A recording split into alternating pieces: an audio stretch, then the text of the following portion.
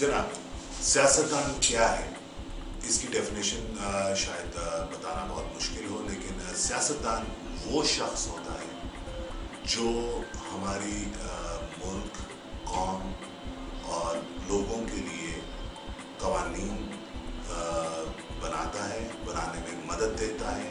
और उसका काम ये होता है कि जब वो असेंबली में पहुंचे तो वो अपने इलाके के लोगों के जो मसाइल हैं सिर्फ उनके ऊपर आवाज़ उठाए। बहुत सारे पॉलिटिशियंस होते हैं, बहुत सारे सियासतदान होते हैं, लेकिन सियासतदान का असल मकसद सिर्फ कानून साजी और अपने इलाके के लोगों का तहफ़्फ़ुज़, उनकी ज़रूरियात ज़िंदगी पूरी करना और ये मालूम करना कि उनको कोई तकलीफ़ तो नहीं है। ये एक सियासतदान की जिम्मेदारी है।